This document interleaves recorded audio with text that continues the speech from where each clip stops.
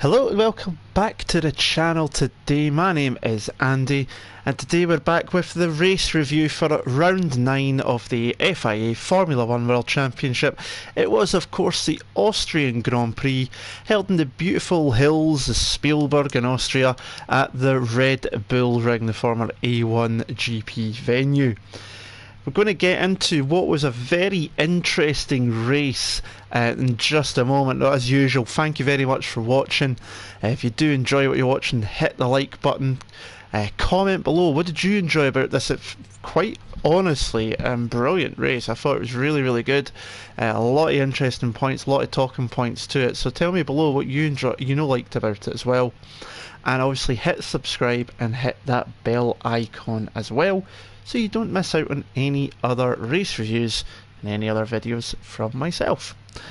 But on to the weekend itself. We'll start with practice. So it was the top three teams were expected to be dominating, and then at the first day on Friday it was Mercedes on top, Hamilton top both sessions for FP1 and FP2.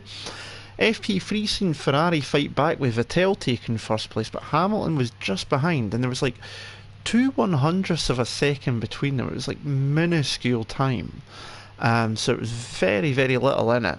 Red Bull seemed to be struggling, about 0.7 back, so it was seen early doors, if it was to continue as it was, to be a bit of a two-horse race again between Ferrari and Mercedes, and that continued into qualifying, where it was again a fight between the top two teams in the championship, and it was to be for the second race in a row an all Mercedes front row, but this time round it was Valtteri Bottas who took the pole position. The second year running these took pole position for the Austrian Grand Prix, pipped his teammate Lewis Hamilton to that spot. Third on the grid was Sebastian Vettel, but he ended up starting 6th after a free place grid penalty for impeding Carlos Sainz in Q2. It's been quite a bit of a talking point through the end of qualifying towards the start of the race as well, but that was a decision made by the stewards and he ended up down in 6th place. Daniel Ricciardo ended up 8th behind the Haas cars, both Romain Grosjean and Kevin Magnussen. Grosjean as high as 5th place on the starting grid. Phenomenal effort from the Frenchman, and it was to prove to be a very good weekend for the American team as well. Quite a few surprises. Well, main surprise in Q1 over qualifying was Sergio Perez, 16th, getting put out in Q1. He got caught in his last lap with quite a lot of traffic. The team even compared it to a motorway traffic jam.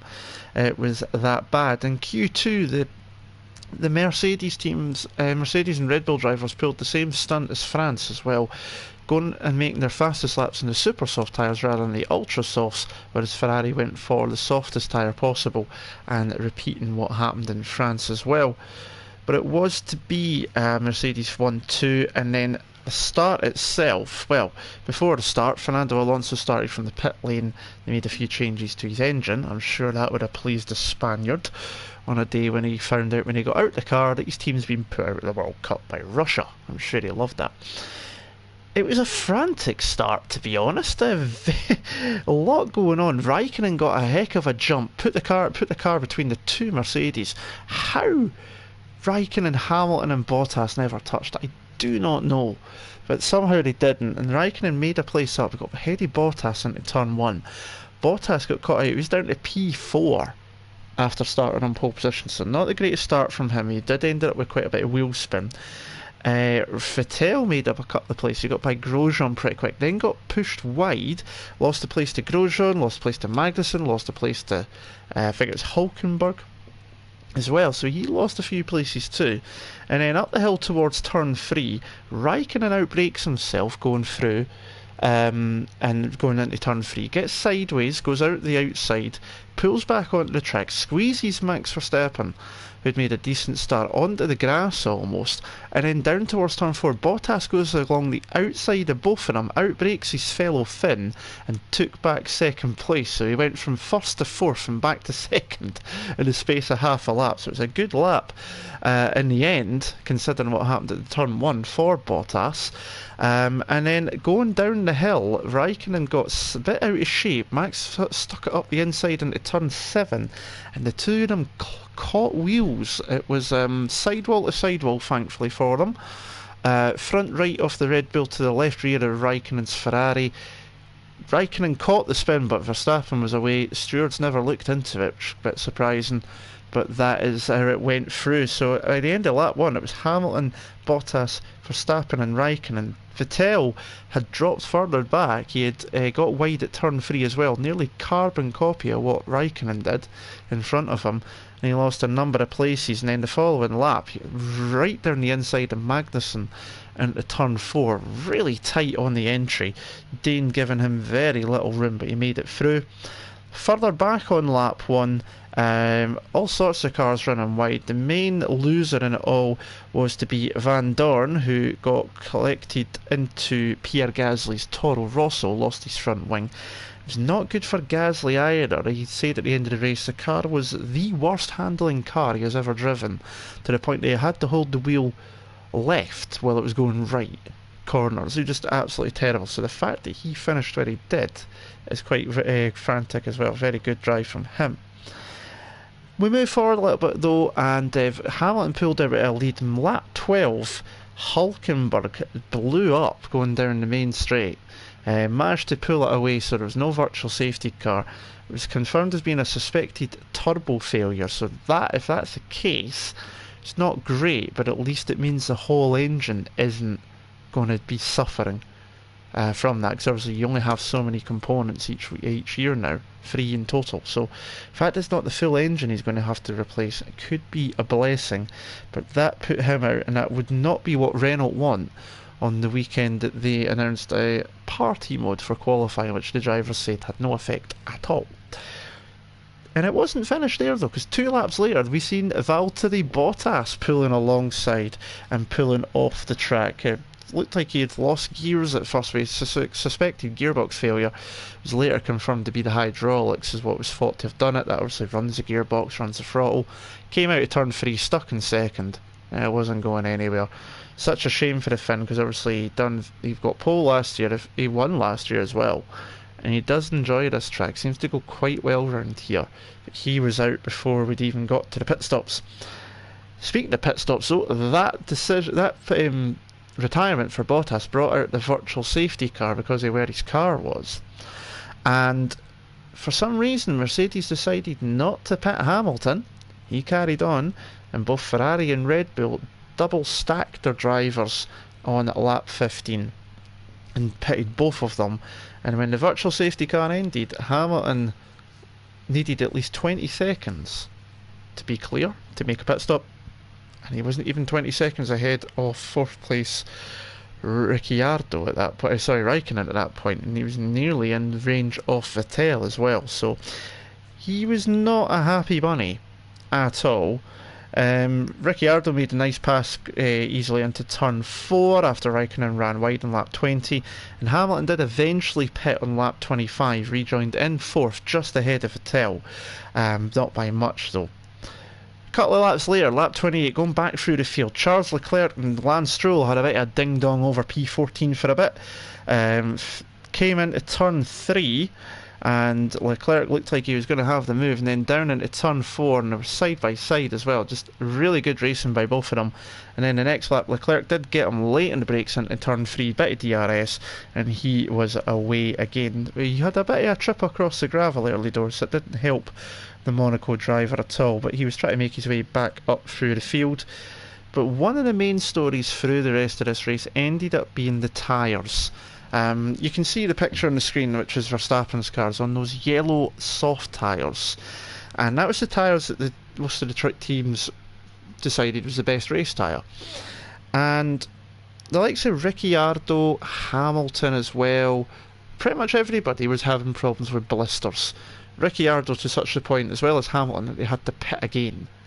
to get off these really bad blistered tyres. And the reason was the track temperature when they tested and done practice on Friday was 20 degrees lower than what it was in the race. So on Friday they were trying to avoid the tyres graining, but yet come the race it was blisters because it was so goddamn hot. It was like 40 plus degrees track temperature and the tyres were just falling to bits. So Verstappen's looked very worse for wear, left rear and right front by the end. So did Romain Grosjean's as well, once he got to the end of the race too. And Ricciardo ended up losing place to Raikkonen, got in lap 38. He tried to go in, pass him into turn 3, Ricciardo held him off, but he just couldn't get the power down coming out the corner, and Raikkonen had him into turn 4. And then at the end of the lap he decided to come into the pits to change off of those tyres and put on a set of super softs instead. A couple of laps later and it was a similar sort of thing with Hamilton and Vettel. Lap 39 this was. Vettel getting up the inside of Hamilton into turn 3, nearly pushed onto the grass as he tried to go for the inside line. Hamilton forcing him to keep his foot in it, and then Vettel just hung Hamilton out to dry on the outside and made the move. It was almost like watching Rosberg and Hamilton on the last lap here 2 years ago, where Rosberg just decided not to turn until the last minute, but Vettel done it in a proper way, which managed to get him through. Now, there was some very interesting radio commentary from Hamilton and the team. Speaking to his engineer Bono, and there was also Mercedes strategist James Vowles that came on the radio as well. Hamilton wasn't happy obviously with the first virtual safety car. It meant that he had to find 8 seconds, and he said the car's not got it. And then he came out in 4th and they were going away, and James Vowles, the strategist, came on the radio and went, "Lewis, it's James, I've cost us the race, it's my fault." It was owned up to, which was, it was amazing to hear. And then eventually obviously Hamilton had to come in and pit as well because his tyres blistered too. But in the end he didn't fit till lap 52, mind you, and he came out behind Ricciardo, and then not long he was past him. But on lap 54, the reason why Hamilton got past Ricciardo was because Ricciardo, on his 29th birthday, retired from the race at Red Bull's home race at the Red Bull Ring, obviously. A hydraulic issue putting the Aussie out of the race. And then 3 laps later, we had Hamilton pulling out as well. 3 laps later we had Hartley out of the race, suspected hydraulic gearbox issue, and then a few laps later in lap 63 Hamilton was out as well with what is suspected to have been fuel pressure issues, and he pulled off to the road. So that was a double DNF for Mercedes, and there's thoughts that this might be the first mechanical double DNF for a Mercedes since 1955 which is a heck of a record if you think of that. Ferrari closed down in the late stages. Verstappen obviously nursing the tyres, but so were the Ferraris as well. They couldn't keep up with the Dutchman. It was a classy drive from Max. He kept it cool, he kept it together, he made the tyres last, eked them out. You can see on the screen as well, massive contingent of Dutch fans. Suspect to be somewhere upwards of 20,000 Dutch fans there this weekend, which is phenomenal support for the young Dutchman. And he took the win for Red Bull at their home race. Raikkonen second, Vettel third. Raikkonen set the fastest lap on the last lap as well. And it was a really good race. I gave Max driver of the day personally for myself. I thought he drove really well, really cool head. He's had a lot of criticism this year, and I thought he made a very, very good job of it today. Raikkonen was a equally good race as well, though. He had great tyre management, managed to keep them fresh so he could push towards the end when Max was obviously having to manage them a lot more. Just wasn't quite enough in the car to be able to catch up with that Red Bull, and Vettel took home third. Now those 3 were the only drivers to finish on the lead lap. Everybody else that finished was lapped at least once. The 2 Williams and Van Dorn were lapped twice, but 4th place finally scores some points. It's Romain Grosjean in the Haas. 4th place, the best result Haas have ever had in their history. 4th place, and Grosjean finally scores some points, and to be honest I think it's what he deserves. The last few weekends, especially France last week, his qualifying efforts were really, really good, and he deserved the points, and it gets that monkey off his back now, so to speak, and hopefully he can move forward. His teammate Magnussen came home in 5th. He stayed out as well under virtual safety car, pitted later on, make his way back through the field, but he done pretty well. And in the end, a good result for Force India. They took home 7th and 8th, Ocon and Perez. Perez, remember, as I say, started P16. So it was a good result, double points for them, and it was Force India's 200th race as well this weekend. So it was a good points return for them on their 200th race. They are obviously still the talk of possible takeover speculation moving forward. Obviously, Vijay Mallya stepped down as chief executive last month with extradition in India. And there's a whole lot of talk, so I hope the team's still there. If there is a takeover, I hope it maintains the core of the team, and that I like Force India. They're quite a fun team, I think. So hopefully they will still be around. 8th went to Alonso. It was actually a decent race. He was complaining early doors when he was running basically last, apart from his teammate. He was like, you need to do something. I'm not sitting here for 71 laps. He ended up 8th, so good for him, especially considering, as I said earlier, Spain put out of the World Cup by Russia on penalties today, so at least they managed to get some decent points for 8th place. Caught a bit in Ted's notebook on Sky Sports F1 at the end that the amount of front wings they damaged, they had to kind of put together one where it had the end fences and the slats of this year's wing, but the nose was last year's or something like that, which I found very weird as deed, but it just shows you how many they went through. And then 9th and 10th, Charles Leclerc. I'm sorry, I keep going on. A lot of speculation about him going to Ferrari now. I hope it happens. 9th place for Leclerc. His teammate Ericsson, P10 as well. So double points for Sauber for the first time since China in 2015, where it was Ericsson and his then teammate, the Brazilian Felipe Nasr, who took the points home at that time. Gasly came home 11th. Remember, obviously, earlier on I said he had a horrible handling car after Van Dorn hit him on the first lap, and obviously tyre graining made it worse. Sainz was 12th. He got reprimanded for pushing Ocon off the road on the first lap in the run up to turn 3, so wasn't the greatest day for the second Spaniard. Stroll was next up in P13, Sirotkin in P14, and Van Dorn was P15 in the last runner. All 3 of them were 2 laps down. Hamilton, as I say, retired with suspected fuel pressure issues. Hartley was a suspected drive shaft failure.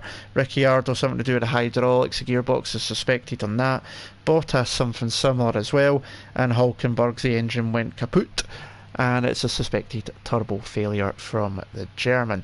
So where does that leave us moving forward? Well, in the Drivers' Championship, Sebastian Vettel is now back in the lead of the championship on 146 points. Hamilton one behind on 145 after his DNF today. That is the first time Hamilton has not scored points in 33 races. So that's that end of that record points run for him. Raikkonen now up to 3rd on 101 point after back-to-back podiums, so that was good for the Finn. Ricciardo in 4th now on 96. Verstappen moves up to 5th on 93. Bottas down to 6th on 92. And the Constructors, Ferrari retake the lead by 10 points, 247 to Mercedes 237. Red Bull in 3rd still obviously on 189. Renault still 4th on 62, but Haas now move up to 5th on 49 points. McLaren are 6th and Force India are 7th. And those 3 teams, Haas, McLaren and Force India, separated by just 7 points. I did say in the season preview that the midfield battle will probably be one of the exciting parts to keep an eye on through the year, and it has proven to be so. Before I finish, I will leave on a quick note. Out of the top 10, all the Ferrari engine cars, so that's the 2 Ferraris, the 2 Haas cars and the 2 Saubers, all finished in the top 10. So a good day for Ferrari power today in the backyard of Red Bull. Those Ferraris certainly seem to have wings on them this week. But it was the Dutchman Max Verstappen taking the win, and that is his 4th career win and his first since Mexico at the end of last season. Next week it is the last of the triple header. It is the British Grand Prix from Silverstone. Round 10, we're pretty much now at the midpoint almost of this 21 race season. I will be back next week for that. Another race review from Silverstone. We'll see the The weather here in the UK, if you're not from the UK, has been absolutely scorching of recent, so it's possibly likely to still be around come next weekend, which I'm not too chuffed about because I do not like the heat at all. I can't handle it, but it could make for a very interesting race round Silverstone, very fast track as well, obviously, so it'll be very interesting to see what will happen next week. But that is it from me. Thank you very much for watching, whether you've caught me live or whether you're watching this back. My name is Andy. I will be back for next week's race at the British Grand Prix. Hit the like button, comment below. I will comment back and have a chat with anyone who likes to leave a comment, as long as it's constructive, obviously, no slagging. And if you do want to subscribe as well, hit that subscribe button and then click that bell icon to the side so you don't miss out on any other videos. But that is it for this week. My name is Andy. Until the next video, I'll see you again soon. Ta-ra.